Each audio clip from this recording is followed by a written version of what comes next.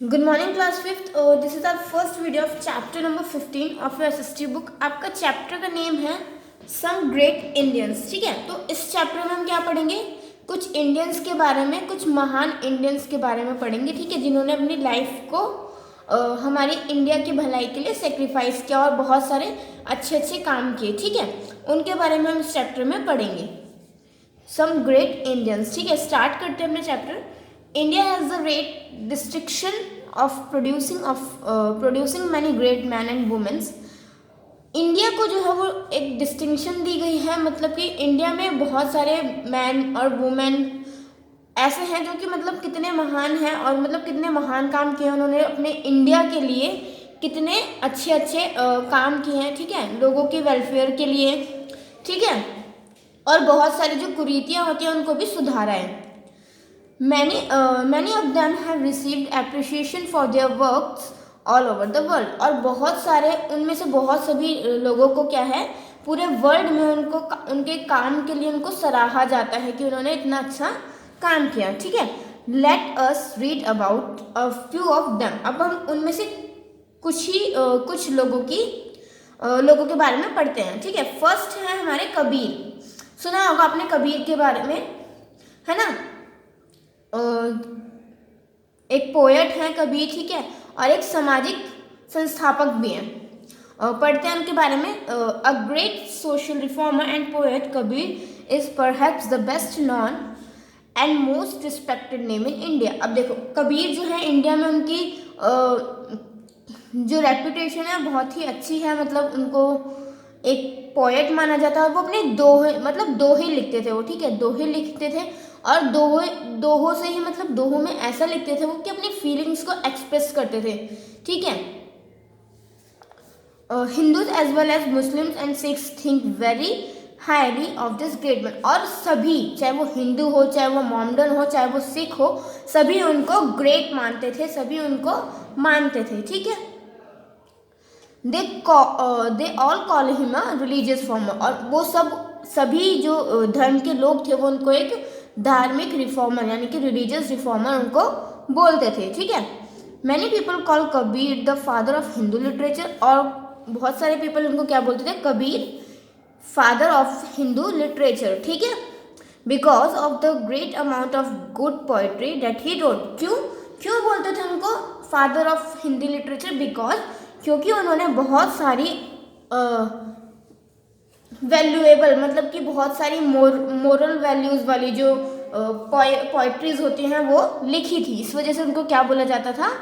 The father of Hindi literature. ठीक है, he was the companion of Hindu Muslim unity. और वो हिंदू मुस्लिम यूनिटी के कंपेनियन थे। Kabir lived about 500 years ago इन वाराणसी। और कबीर जो थे वो वाराणसी में 500 साल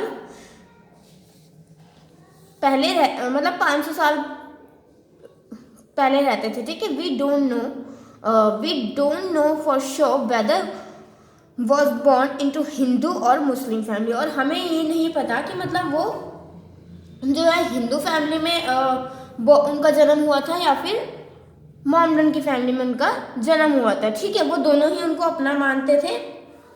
ठीक है, but he knew all about both religion. वैसे तो देखो क्या था कि मतलब उनकी जो परवरिश हुई थी ना, वो हुई थी किसी मोमडन फैमिली में। ठीक है, तो मोमडन फैमिली में परवरिश हुई है तो वहाँ की जो रिलीजन, उनकी जो धार्मिक बुक थी कुरान जो थी वो उन्होंने स्टडी की। बट उनको, कबीर को क्या था कि हिंदू के धर्म में इंटरेस्ट था, तो उन्होंने हिंदू की जो धार्मिक पुस्तकें होती हैं, बुक्स होती हैं, उनको भी पढ़ा। ठीक है, तो उनका मानना ये था कि सभी धर्म जो हैं, सभी लोग जो हैं वो एक ही हैं।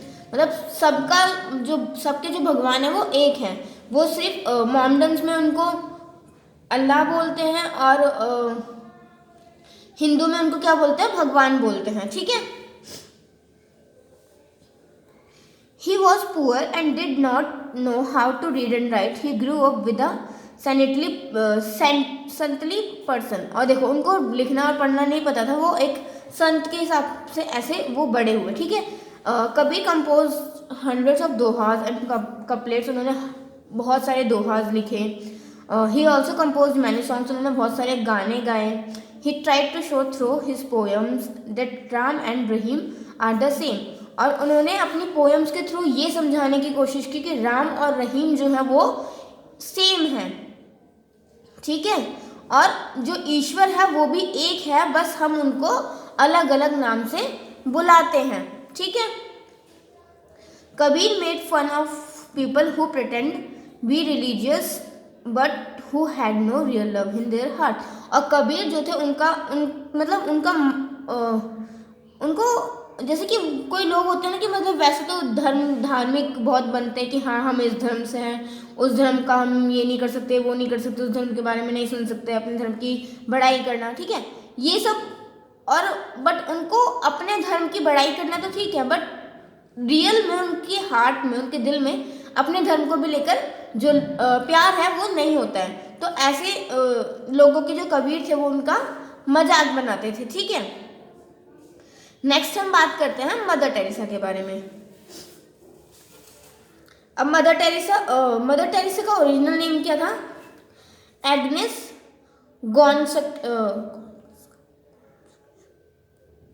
इनका मदर टेरेसा का फुल नेम क्या था?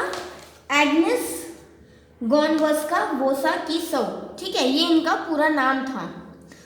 She was born in Albania. और उनका जन्म कहाँ हुआ था? अल्बेनिया में उनका जन्म हुआ था. She came to India and work as a teacher in Kolkata. और वो इंडिया आई और एज अ टीचर उन्होंने यहाँ पर काम किया, ठीक है, वो कोलकाता में एक टीचर बनी. She felt very sad by the condition of the poor people and soon started her own order known as the Machinery of Charities. अब उनको बहुत बुरा लगता था कि मतलब कि यहाँ के जो लोगों की हालत है, जो गरीब लोग हैं, उनकी कंडीशन को देख के बहुत बुरा फील होता था, ठीक है.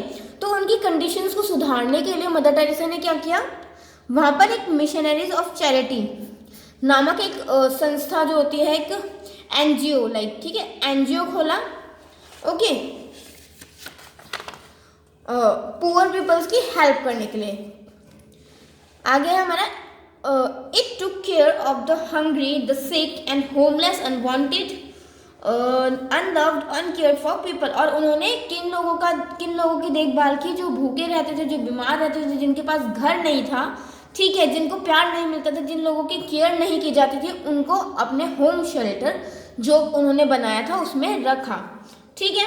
She was given the Nobel prize for people in 1979. और उनको नोबेल प्राइज फॉर पीस, ठीक है, शांति के लिए नोबेल प्राइज उनको दिया गया. कब दिया गया? 1979 में, ठीक है. She was also given India's highest civilian award. और उनको इंडिया का सबसे हाईएस्ट सिविलियन अवार्ड दिया गया जो कि है भारत रत्न. कब दिया गया? 1980 में, ठीक है. नेक्स्ट हम बात करेंगे अब कालिदास के बारे में. कालिदास के बारे में भी आपने सुना होगा. वो एक पोएट थे जो कि संस्कृत पोएट थे, जो पोइट्रीज लिखते थे संस्कृत में, ठीक है. रीड करते हैं इनके बारे में. Kalidas a great Sanskrit poet and play right of India is referred to as a Mahakavi due to his exceptional poetic creations. देखो, कबीर दास जो थे वो मैंने आपको जैसे बताया कि वो एक पोएट थे जो कि संस्कृत में पोएट्रीज लिखते थे, ठीक है. और उनको इंडिया में किस नाम से रेफर किया गया? उनको महाकवि के नाम से यहाँ पर रेफर किया गया. क्यों? क्योंकि उनकी जो पोएट्रीज थी उस वजह से, उनका जो क्रिएशन था पोएट्रीज का वो बहुत ही अच्छा था और बहुत ही मतलब वैल्यूएबल था कि उनकी जो पोएट्री थी उसमें बहुत सारे लेसन्स छुपे होते थे, ठीक है. इस वजह से उनको क्या रेफर किया गया? महाकवि, ठीक है. He was the court poet of king Chandragupta second Vikramaditya of the Gupta dynasty. और वो एक कोर्ट पोएट थे, मतलब कि चंद्रगुप्त सेकंड विक्रमादित्य जो गुप्ता डायनेस्टी में वो एक पोएट थे, ठीक है. Some of the well-known work of this great poet are Meghdut, Ritu Shamara और रघुवंश एंड कुमारा संभा, ठीक है. ये जो थी उनकी कुछ ग्रेट ये जो थे कुछ ग्रेट पोएट्स थे, ठीक है, जो जिन्होंने उनके साथ काम किया। अपने based on the story of Shakuntala is considered the most famous work of Kalidas. और कालिदास के सबसे फेमस जो पोएट्री है वो कौन सी है? स्टोरी ऑफ शकुंतला, ठीक है, ये उनकी फेमस स्टोरी है, स्टोरी ऑफ शकुंतला, किसकी? कालिदास की, ठीक है। नेक्स्ट अब हम बात करेंगे किसकी? स्वामी विवेकानंद की। अब स्वामी विवेकानंद के बारे में आप सबने सुना है, service to man is service to God. किसी भी इंसान की हेल्प करना, किसी भी इंसान को सर्विस प्रोवाइड करना सीधा भगवान को सर्विस प्रोवाइड करने जैसे है। मतलब कि मान लो अगर हम किसी भी इंसान की हेल्प करते हैं तो भगवान हमारी हेल्प करेंगे, भगवान तो सब कुछ देखते हैं ना। तो फिर अगर हम किसी इंसान की हेल्प करते हैं, किसी इंसान को सर्विस प्रोवाइड करते हैं, तो हम किसको सर्विस प्रोवाइड कर रहे हैं? भगवान को, ठीक है। ये उनका व्यू था, ठीक है। With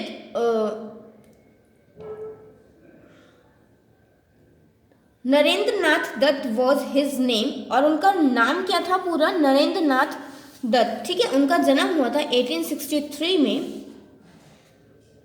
in his youth he was greatly disturbed by the mysteries of life and death. और जब वो मतलब थोड़े से यंग हुए, ठीक है, तब उनको बहुत डिस्टर्बेंस होती थी कि मतलब क्या मिस्ट्री है कि लोग कैसे जीते हैं, क्या लाइफ होती है और कैसे मर जाते हैं, ठीक है। तो ये जो थिंकिंग थी उनकी, इस थिंकिंग से उनको बहुत ज़्यादा डिस्टर्बेंस होती थी।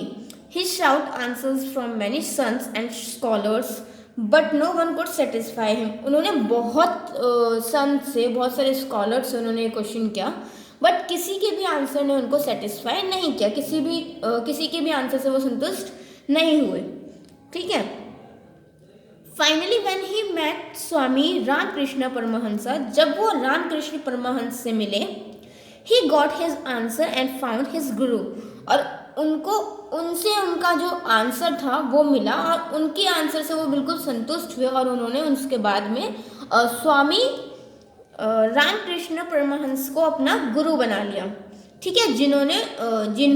जो उनके गुरु थे उन्होंने उनको नाम दिया विवेकानंद, ठीक है। किसने नाम दिया उनको विवेकानंद?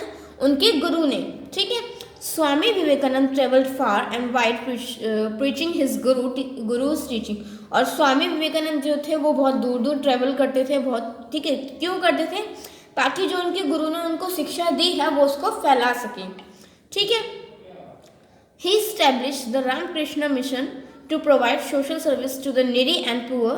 और उन्होंने ये रामकृष्ण मिशन जो था वो सभी को, जो नीडी और मतलब कि जिनको ज़रूरत है और जो गरीब लोग हैं उनको जो सोशल सर्विस थी वो प्रोवाइड की। In 1893 he become the first Hindu monk from India to visit America and participate in the World Congress of religion held in Chicago. और वो पहले ऐसे मॉन्क थे जो कि इंडिया से अमेरिका विजिट किया था, और वहाँ की जो एक वर्ल्ड कांग्रेस ऑफ रिलीजन मतलब धार्मिक एक कॉन्फ्रेंस हो रही थी, वहाँ पर उन्होंने इंडिया को रिप्रेजेंट किया था, मतलब इंडिया की तरफ से वो गए थे। और वो जो कॉन्फ्रेंस थी वो कहाँ हो रही थी? अमेरिका के शिकागो में, ठीक है। He impressed the audience with his magical oratories. और उन्होंने वहाँ की जो जनता थी उसको अपने वर्ड्स से बहुत ज़्यादा इम्प्रेस कर दिया, सबको खुश कर दिया, ठीक है। His first days brief address sisters and brothers of America. और उसने जब स्टार्ट किया, जो स्वामी विवेकानंद थे, जब उन्होंने अपना लेक्चर स्टार्ट किया तब उन्होंने स्टार्टिंग से ही मतलब लोगों का अट्रैक्शन अपनी तरफ खींचा। लाइक उन्होंने स्टार्टिंग कैसे की? Sisters and brothers of America, मतलब कि अमेरिका के भाइयों और बहनों, ठीक है। इस तरह से उन्होंने जो अपना लेक्चर था उसकी स्टार्टिंग की, जिससे उन्होंने वहाँ की ऑडियंस का जो दिल था वो जीत लिया, ठीक है। और वहाँ से उनके जो फॉलोअर्स थे बहुत सारे उनके फॉलोअर्स बन गए, ठीक है। They called him the cyclonic Hindu. और उन्होंने उनको क्या कहा? साइक्लोनिक हिंदू, ठीक है। This great son of India soil died at the young age of 39 years. और इनकी मृत्यु जो थी वो कब हुई थी? 39 ईयर्स में, यंग एज पर इनकी जो इनकी डेथ हो गई थी, ठीक है।